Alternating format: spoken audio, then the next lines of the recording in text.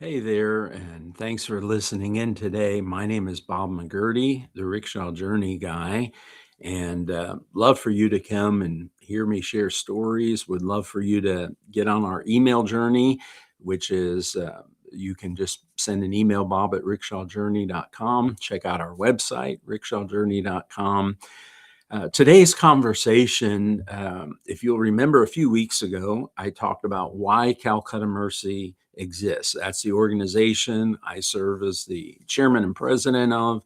And I talked about what it does and why it exists. But today, I want to personalize it. So I don't want to talk about the organization, but I want to talk about my connection to the organization. So before I talk about why Calcutta exists, and today I want to talk about why I'm a part of it and why I believe in it. And I'm really going to circle in on three specific topics. Number one is change lives or transformation. Number two is great partners, the organization that we work with. And then number three is the deep call. So I want to talk about these three things. And then what I'm going to do is towards the end, I'm going to shift from my belief in Calcutta Mercy to hopefully challenging you and what you believe in, whether that's Calcutta Mercy or something entirely different, doesn't matter, because the Rickshaw Journey guy, rickshawjourney.com, and what I'm trying to do is just help you in your journey. So I'm talking about my rickshaw and where I'm going, but I hope you get on your rickshaw and I help you to go where you're going. So three things of why I believe in Calcutta Mercy. So the first one is change lives, and it's transformation. It's people being changed. What I love about Calcutta Mercy and our mission, feed, educate, medically assist, is that we help people. Sometimes people who can't help themselves. Sometimes people who have had statements about themselves or their lives, and people said, "You're no good. You're worthless. You'll never amount to anything. This is your karma. This is your lot. This is where you're going to be in life." And we can step in and just help that. So food is one of the great examples, the feeding part. The nutrition, especially in children, especially under 5 years old, it literally impacts the ability to learn, the brain's ability to develop. And so when we give food, we're making a change. Probably one of the most tangible areas of change lives is in the hospital, and the I've been a part of the hospital in Calcutta Mercy for many years. I've served on the board going back as far as 2001. But traveling to India, whether I was next door in Bangladesh or now living in the US and going to India, and being able to sit beside the bed and just hear stories. I remember one in the early days, somewhere around 2000, 2001. And at that point, we had one of, if not the only, neonatal intensive care unit certified by the state of West Bengal, India, at that time for 85 million people. But we had helped this baby, and so what had happened? The father and mom had traveled, and the baby was days old, and every hospital turned them down. And we say, "Hey, no guarantees. We'll do what we can." And literally, that baby's life was saved. And it was a few months later that young man came in, and just tears, and in the Bengali language just said, I brought you a dead baby and you gave me a daughter. And I remember just sitting there going, really? And just having doubts and just wondering if someone had just put those words, or he was just saying something to get help. And he proceeded, and he came over and touched our feet, which was just a sign of respect and honor. But he didn't need to come back. His daughter was well. He didn't need to talk to us, but his life had been changed because, in his words, he brought us a dead baby and we gave him a daughter. Powerful. Remember one time meeting a young girl about 16 years old, full body cast, and had a word of prayer with her. And her father was there at the time that I prayed, sitting beside her. And it was close to a year later, at least 6 months, maybe 8 or 9 months later. And I'm in Newmarket, huge market. And and she came running up. Now, remember, the last time I saw her, she was in a full body cast in a bed, and and she said, "You prayed, and you prayed the name of Jesus," and I had to. I wasn't remembering. She recognized me in Newmarket. I did not recognize her. Well, two things: as looking like I look in India, she was more likely to recognize me than I was her. But secondly, when I saw her, she was in a full body cast, so I really hardly even knew what she looked like, except her face and her eyes. And she said, "You prayed in the name of Jesus, and the doctors were good, but Jesus healed me." And again, that's the spiritual side, but without the medical side, without the ability to tend to that, we didn't have the opportunity for the spiritual side. I believe in Calcutta Mercy because it changes lives. I remember a man had come into our hospital, Muslim man, in full Islamic clothing, the beard, white prayer cap, and he had an entourage, with him of quite a few people, and definitely it was clear that he was not only a clerical, imam of the Islamic religion, but he also was an affluent man, and I could tell that he was grieving. And I just prayed a simple prayer in Bangla, more like a statement of peace and blessing to him. Caught his eye. We talked for a little bit, and he met me one on one, separate from the people that were with him, and told me that his mother had just passed away, and he asked me if I would go with him as he paid respects to the loss of his mom. And, so I was in the room with his mother's dead body and him. There was nobody else there. And he wept, and we held each other. And I thought, again, where would I have gotten that opportunity? What imam in the world would come to me at that most deep and dark and lonely moment?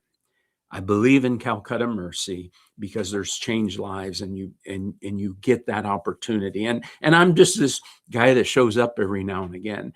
Those opportunities happen day in and day out, and I get to be a part of that.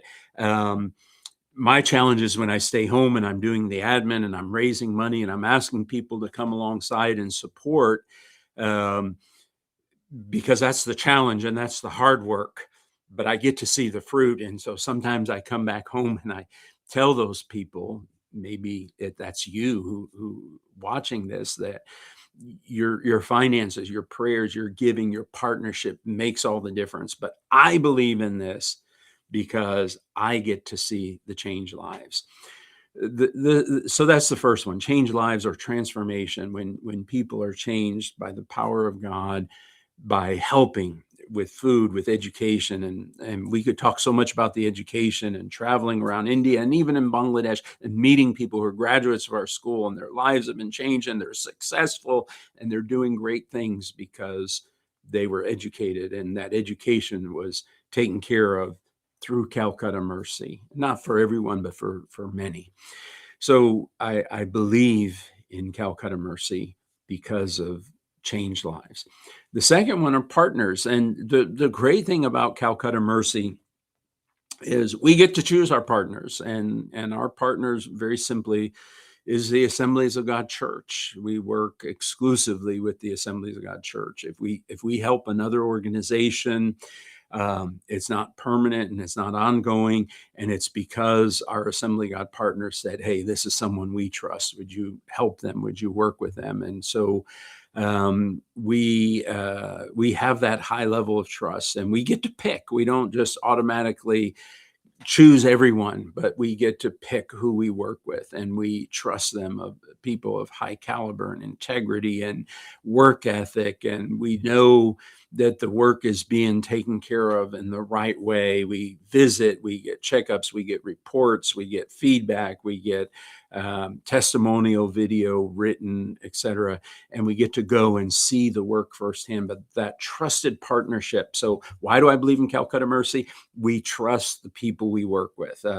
We often get interpreted as we own, like we own schools, we own a hospital, we own feeding programs. We don't own them. We're really we're really the transitional people. We tell the story, we receive funding, and we go and we give it to those people that we trust. We do verify. We go and see things, but so the second reason I believe in Calcutta Mercy, not only the change lives, the first thing, but also the trusted partners that we have. The third one, and this is where it gets a little more personal, and after this I'll transition to asking you a few questions, is it's a deep call in my life. And March 30th, 1984, at a motel, I think it was called Ambassador Motel, room number 6 in Grand Forks, North Dakota, in the middle of the night, God spoke the word Bangla to my heart and spirit. Was it an audible voice? No. Would it have been more clear if it was? No. But I have a deep call to Bangla, to the Bengali people. That included years of living and serving in Bangladesh.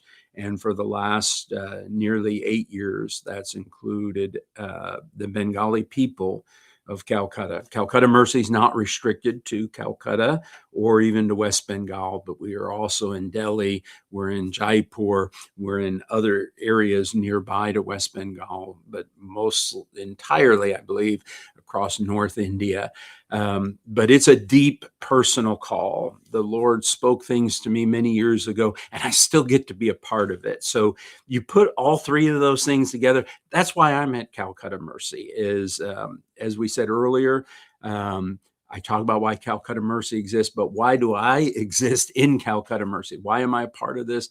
Because I believe in change lives, and I get to experience it. I get the testimonies. I get to see people, pray with them, encourage them, see the change lives. So change lives, great trusted partners, and it fulfills the deep call in my life. And if I can just transition this to you for a moment as we wrap up, can I talk about your life? And I ask you, what do you get to do in your life that creates change lives? Do you get to choose those that you work with? And last of all, is it fulfilling a deeper call in your life? I'm also a Rotarian, and that might be an interesting topic for the future. I serve as president of our local Rotary Club, and I love it. But we experience change lives there. We have a program called a bed in a book, and we go into places, and we just have this belief system that in our county, and it extends beyond there, but in our county, that no child should have to sleep on a floor. They should have their own bed. It should be a safe place, and they get a book. And I've been in some pretty interesting places in Winston-Salem, and I experienced changed life in that. But what do you do or get to do that experiences changed lives? And it will change your life to change someone else's life, make a difference, and help people. And then the trusted partners. And again, in the Rotary model, the organization, a bed and a book, and the leader behind that, we get to choose. And it's important that you trust the people that you give to and that you invest in and that you work with. So be a part of changing lives, work with trusted partners, and fulfill the deeper call in your life. And I wrap up saying this: it's important that that we have a sense of call, that we find our voice, we be our voice, we influence our voice, we fulfill that, and it's great when that ends up changing lives, and you get to choose the partners that you work with. So I believe in Calcutta Mercy. Welcome to visit it, calcuttamercy.org, CALCUTTA Mercy, calcuttamercy.org. And you can sponsor a child, you can help feed and educate and medically assist. Thank you for letting me share today about why I believe in Calcutta Mercy. I get to see changed lives. I get to work with trusted partners, and it's just so great to be able to fulfill my deeper call. And I hope you get to fulfill yours in what you do. Feel free to reach out to me, bob@rickshawjourney.com. Visit our website, rickshawjourney.com. Get our weekly emails. Love to have you be a part of the Rickshaw Journey so that your rickshaw can take you on your journey to where you need to be. Take care, and thanks for listening today.